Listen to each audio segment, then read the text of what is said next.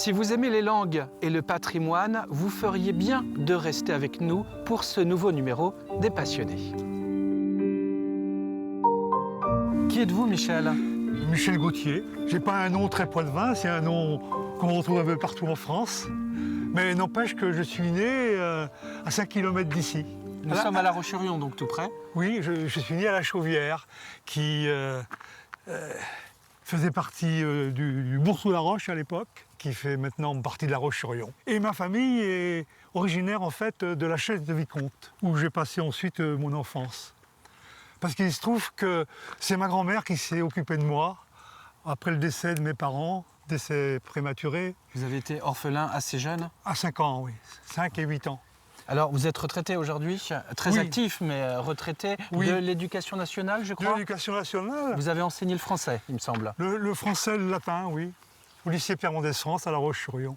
Je entraînais mes élèves, évidemment, vers la culture régionale. Hein. Avec la bénédiction, d'ailleurs, du maire de La Roche, qui était proviseur à ce moment-là, Jacques Auxiette. C'est avec lui que j'ai créé la Soulaire, cette association qui défend le patrimoine local, immatériel essentiellement. Hein. Voilà, comme on dit à l'UNESCO, hein, le patrimoine immatériel, à savoir les danses, la musique, les chansons, les coutumes et la langue régionale, bien sûr. Et la langue régionale. Et voilà. Et c'est pour cette raison que nous sommes venus à Michel, à votre rencontre, pour parler de cette passion importante que vous avez pour cette langue régionale, cette langue poitevine saintongeaise que vous défendez. Et on va en parler ensemble un peu plus loin, donc à la Soulaire. C'est parti ?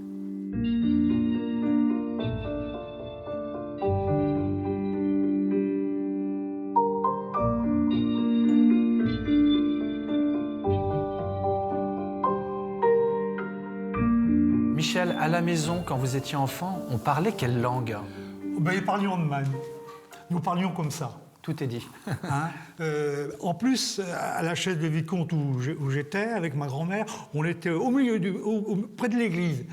Michel, à quel moment de votre vie vous vous êtes davantage intéressé à cette langue? Il a fallu que je fasse des études.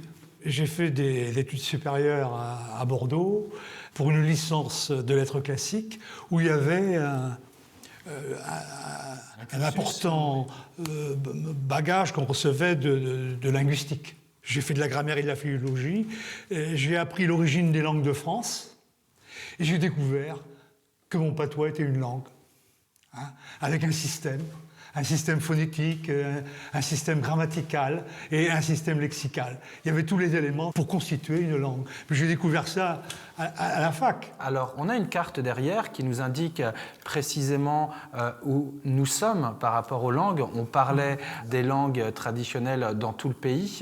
Ici, nous sommes entre la langue d'oc et la langue d'oïl. C'est ce qui caractérise le poitevin saintongeais? Absolument. Une des originalités du poitevin saintongeais, c'est d'avoir encore un substrat linguistique, un substrat occitan important. Par exemple, le pronom de la première personne, je, i, en poitevin saintongeais. Hein. Et il y a l'originalité même d'un pronom neutre, io di tu. Je le dis cela, o, hein, du latin hoc. Alors le i vient de ego, bien sûr, hein, et il est proche de l'occitan ieu, qui veut dire moi, qui veut dire je. Vous n'aimez pas qu'on parle de patois? Non, parce que c'est dépréciatif. Hein. Comme disait Voltaire, c'est la langue de la populace. Hein. Eh bien, merci pour la populace, hein, monsieur Voltaire. Est-ce que c'est une langue vivante? On a encore au monde qui parlent de même. Il y a encore des gens qui parlent comme ça. Hein. Alors bien sûr... Des anciens plutôt anciens que jeunes. Mais il y a quand même encore une jeunesse qui conserve cette langue dans les oreilles et qui de temps en temps la parle aussi. J'ai fait une petite expérience dans une école vendéenne. On avait invité les enfants à collecter des mots auprès de leurs parents. Mais non seulement ils avaient collecté, mais eux-mêmes en savaient des mots. Ils avaient conscience qu'il y avait une différence entre des mots français et des mots qu'ils utilisaient encore. Hein. Tout le monde en Vendée parle de mojette. Exactement. Ah, même vous connaissez la mojette. Bien sûr. Bien Qui sûr. ne connaît pas la mojette? Voilà. Voilà un mot qui est un mot Poitevin-Saintongeais. C'est une langue qui s'écrit depuis pratiquement le Moyen-Âge. Disons qu'il y a eu un développement de la littérature poitevin-saintongeais donc au XVIe siècle surtout. Hein. Et puis ça a continué ensuite jusqu'à nos jours. Hein. Par exemple, voilà, Zeus et les siens. Voilà un camarade qui s'est imaginé de traduire en poitevin-saintongeais les histoires de la mythologie grecque. C'est complètement original. On s'y attendait vraiment pas. Hein, il nous parle de Zeus en poitevin-saintongeais, vous voyez. Si vous défendez cette langue, Michel, c'est parce que au fil des décennies, elle se perd petit à petit et vous souhaitez la maintenir et continuer à la faire vivre, c'est ça? Bien sûr. C'est-à-dire que notre langue, comme d'autres langues régionales de France, hein, sont actuellement en danger. Parce qu'il faut reconnaître que la transmission que moi j'ai connue avec ma bonne grand-mère, cette transmission-là, elle ne se fait plus dans les familles, puisque les mémés, maintenant, elles sont dans les EHPAD. Hein, et c'est dans les EHPAD qu'il faut aller les chercher. Et donc la transmission, qui se faisait par les grands-parents, hein, souvent, ne se fait plus. Pourquoi c'est important pour vous de la maintenir, de la défendre, de la faire vivre? Eh bien, il faut considérer les langues régionales comme des patrimoines immatériels. Moi, j'habitais près d'une des plus vieilles églises romanes de Vendée, l'église romane de la Chaise-le-Vicomte. Et en plus, j'ai rencontré le curé de la paroisse qui s'est un peu occupé de moi et qui m'a montré la splendeur, qui m'a fait découvrir en fait la splendeur de cette église. Eh bien, ce patrimoine-là, il est matériel. Eh bien, la langue de ma mémé, c'est un patrimoine immatériel qu'il faut conserver à égalité avec l'église romane de la Chaise-le-Vicomte. C'est comme ça que je sens et que je conçois les choses. C'est une sorte de devoir qu'il me semble avoir et que j'essaie de faire reconnaître auprès d'autres. Heureusement, je ne suis pas le seul à défendre ça. Il y en a d'autres qui parlent comme moi et qui défendent ce patrimoine linguistique. Alors Michel, là nous sommes en 2023. Est-ce que vous trouvez encore facilement des interlocuteurs pour parler avec eux le poitevin-saintongeais? Il m'arrive évidemment d'en trouver, mais je ne dis pas qu'à La Roche-sur-Yon, sur la place Napoléon, c'est forcément très facile. J'imagine. Sauf que si on va les jours de marché ou les jours de foire, eh bien on va l'entendre, la langue. Hein, disons que ça n'est pas complètement effacé encore. Il y a encore des gens qui ont la langue dans les oreilles et qui, de temps en temps, la vont avec dans la goule. Vous voyez? Parce que dans les oreilles, c'est bien, mais dans la goule, c'est encore mieux. Michel, je vous propose quelque chose. Je vais vous citer quelques mots ou quelques phrases très courtes en français. Et si vous voulez bien, vous allez me les traduire en poitevin-saintongeais. Oui. J'aimerais bien me promener dans la forêt. Oh, j'aimerais bonne aller me promener dans la forêt. Les gens que j'ai rencontrés tout à l'heure sont très gentils. Oh, ben le monde qui est vu tout à l'heure était vrai mignon. Vrai mignon, Clétio. Passerais-tu boire un petit verre à la maison tout à l'heure? Ah, ben viendrais-tu avec moi boire un coup à la maison tout à l'heure? Cette langue, parce que c'est une langue, hein, on ne parle pas de dialecte, on parle de langue, Michel, c'est ça? Oui, tu parlange. Le parlange, alors le c'est parlange. ça. Ben le parlange et le patois, la différence. Parlange, on veut dire langue. Et il y a un mot mu, parlange que patouet.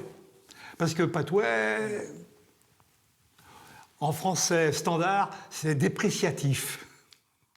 Aujourd'hui, si l'on veut apprendre, découvrir cette langue qui est le poitevin-saintongeais, notre langue régionale, on s'y prend comment? On achète un ouvrage?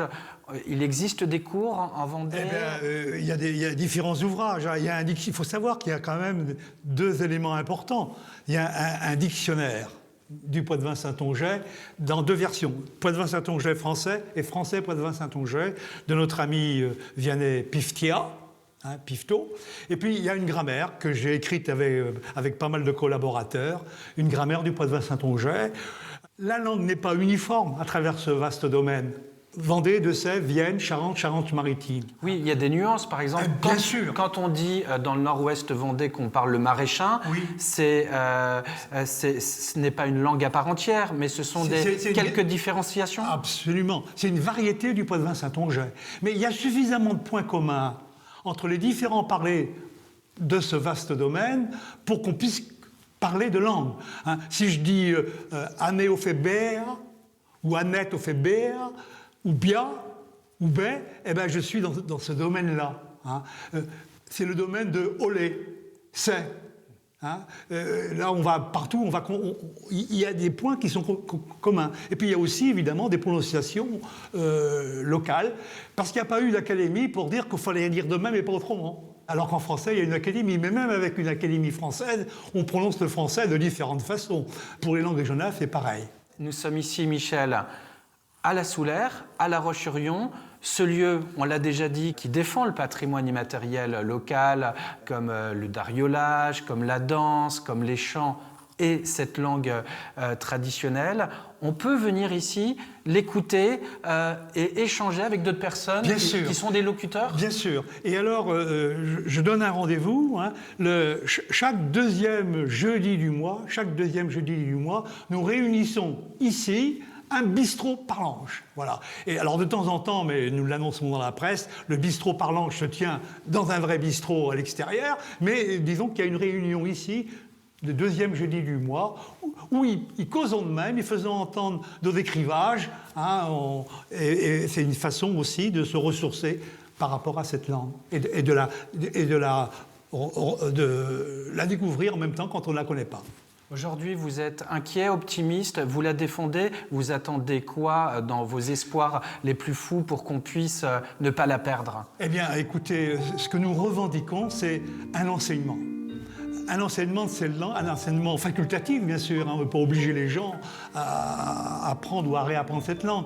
Mais pour les enfants et les familles qui le souhaiteraient, hein, nous demandons un enseignement de la maternelle à l'université.